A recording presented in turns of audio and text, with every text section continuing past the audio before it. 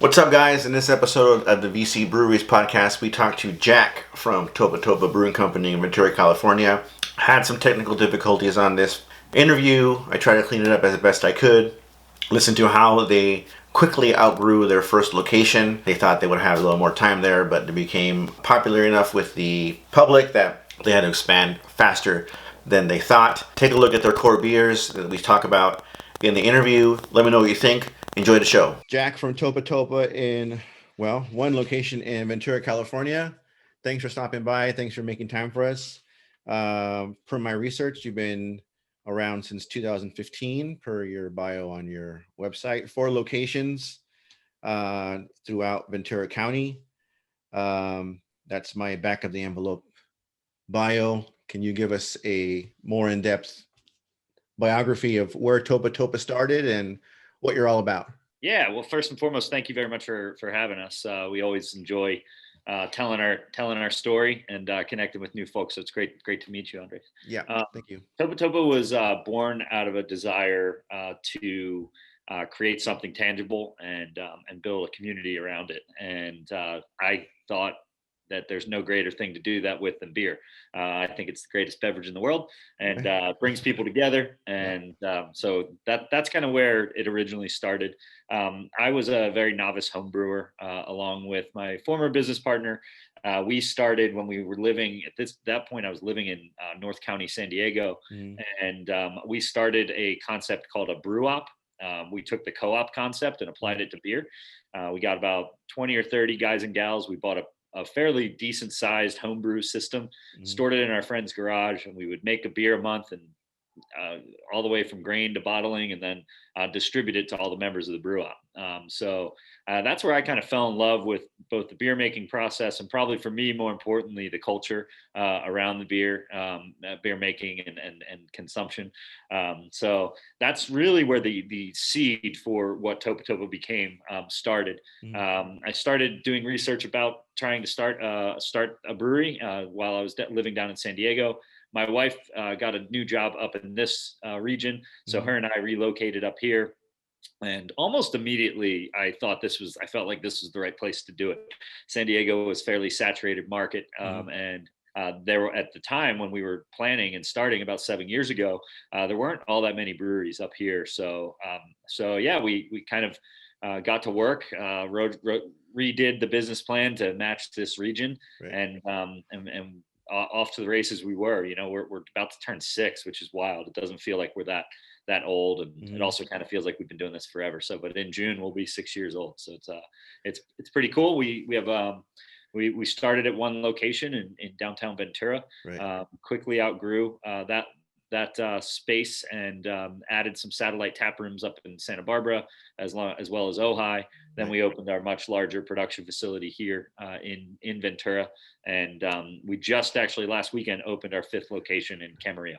Right. Yeah, I saw that all over social media. Yeah. Yeah, I've been to your downtown Ventura location. I think that's a prime spot, because you get the Main Street crowd, and then when the Ventura County Fair comes back, you get all that. I'm sure it's crazy at that time.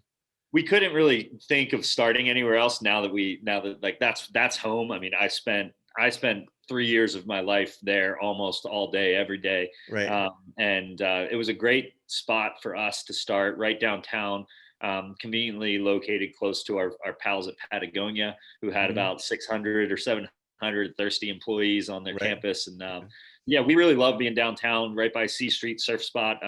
It really fits our culture, and it was a great place to start. I always thought we would outgrow that building and would have to transition it into just a retail space. But I thought it would take like 7 or 8 or 9 or 10 years, and it took 2. So yeah, we've been really lucky with the support that we've received from the community to be able to grow. Yeah, I like that spot. It feels like you're in someone's backyard having a beer when you're on the patio. Oh, yeah, totally. So you have 4 what you call core beers, and you have 4 seasonal beers. So I assume your beer style is what you guys like to drink, not necessarily a region or a style in general, but just what you think is good beer that you want to offer people, right? Yeah, and I think one of the things that I'm always super proud of with the lineup of beers that we have, both our cores and stuff that hit supermarkets and liquor stores, but also just on the board downstairs at all of our tap rooms, is just that our brewers are able to execute a wide array of beers, and everything's good. Oftentimes when you travel around the country, and especially as a brewer or brewery owner, if sometimes you'll go visit some breweries and they'll kind of steer you away from trying certain beers on the board for fear that it might not be, a good reflection of the style. But when other brewers come to visit us, I encourage them to taste everything on our board, because Casey Harris, our brewmaster, and his team of really talented brew crew, they execute everything. So it does kind of start for us with what we like and what we like to drink.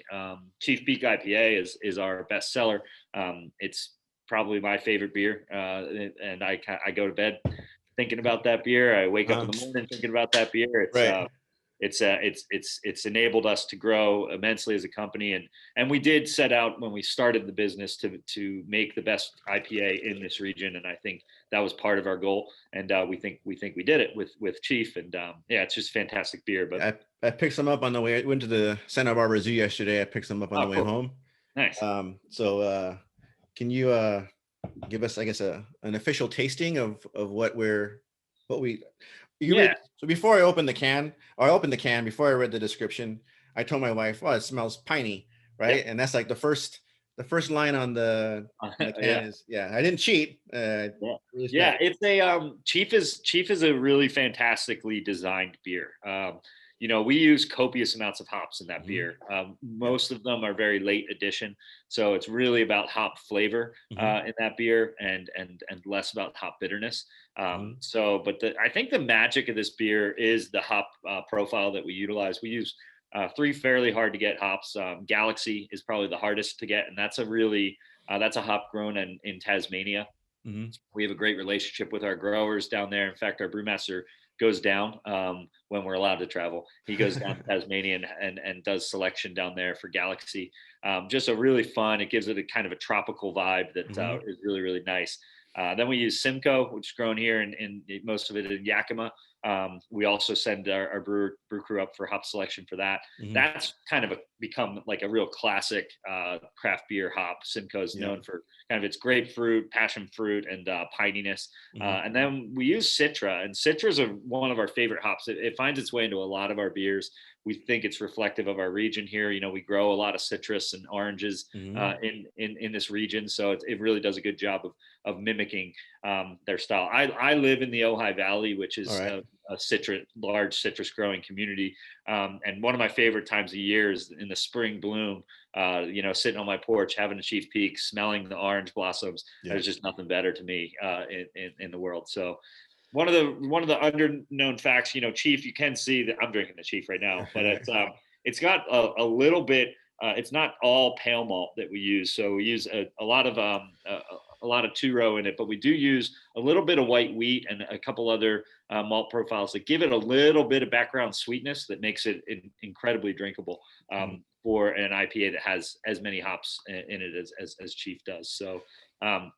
They knocked it out of the park. I mean, the best beer I've ever had was the first Chief Peak off the Bright Tank at Thompson Street. It was, a lot of hard work went into starting the company and getting going. And when we first tasted it, both Casey and I looked at each other and we were like, okay, this beer is going to go. So the hop flavor isn't punchy. You're right. It's a long, if that's a term, a long flavor when you drink it. Yep. It isn't like it. Once you drink it, it doesn't punch you in the face. It kind of like lingers throughout when you're drinking it. Yeah, it's as IPAs go, it's very, very drinkable. Thank you. Yeah, and drinkability is really a key feature of all of our beers, right? That we want.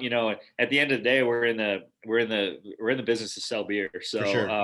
I want people. I like dry beers that snap off the palate really quick, so that you want that next sip and you're just waiting for it.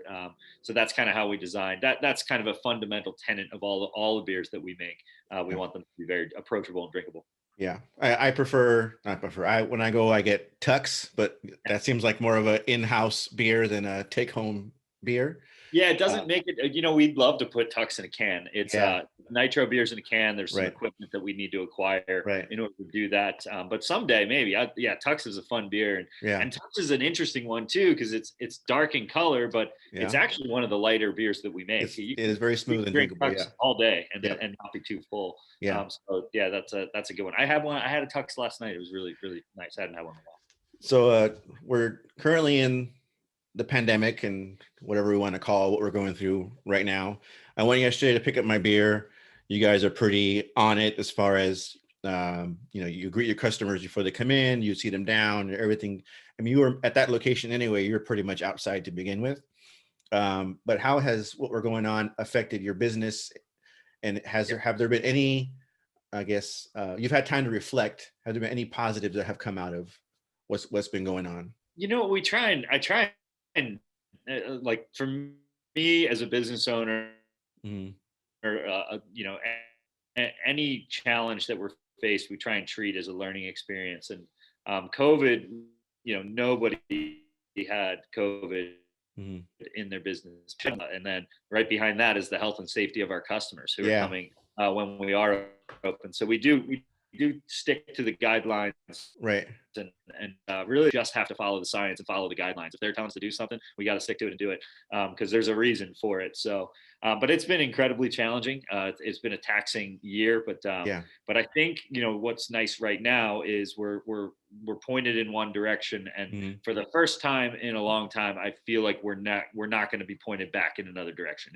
It should all be forward. Right. Knock on wood from here on out, and we can get back to doing business the way we like to, because our tap rooms are really they're like little brand centers for us and little community hubs. We love Mm-hmm. to do events. We love to support nonprofits, Mm-hmm. and I think all of that stuff when we're on the other side of this, all of that stuff and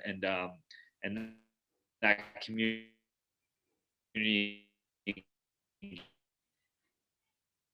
engagement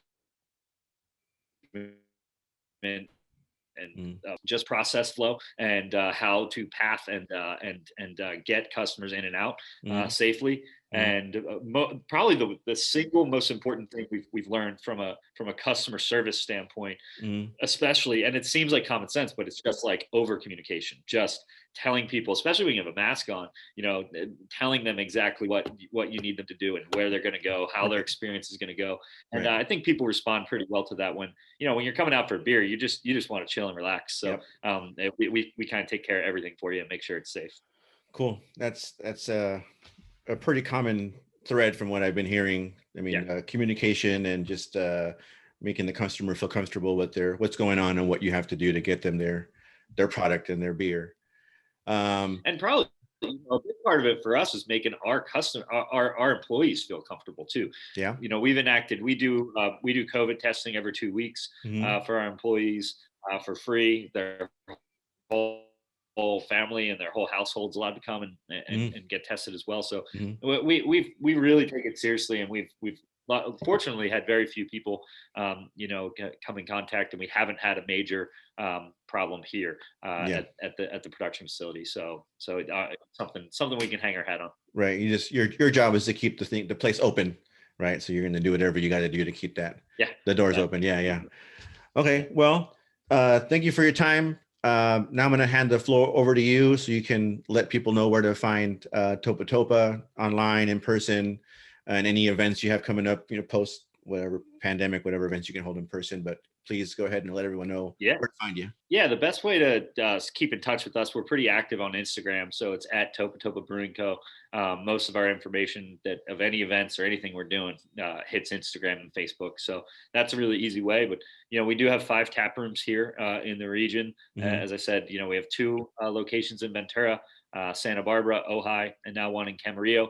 So really, anytime you're in Ventura County or even Santa Barbara County, you should be able to find some Topa Topa beer.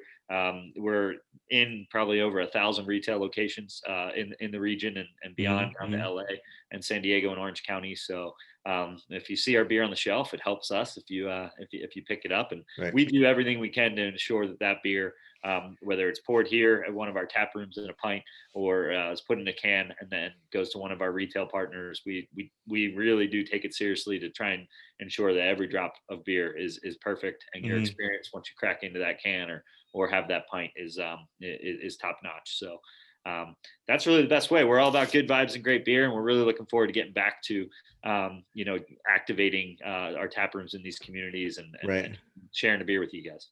Cool. Well, thank you for your time.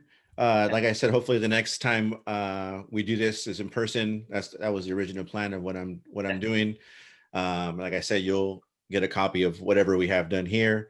Thanks a lot. And I'll talk to you later. Cheers. Cheers. So that's it, guys. Jack from Topa Topa Brewing Company in Ventura, California. Let me know what you guys think of the episode. If you know somebody else that you think we should interview who is in the Ventura County beer scene, let me know. Message me where you find this video, comment below. Please like and share and subscribe to the channel. Thanks for watching, and I'll talk to you guys next time.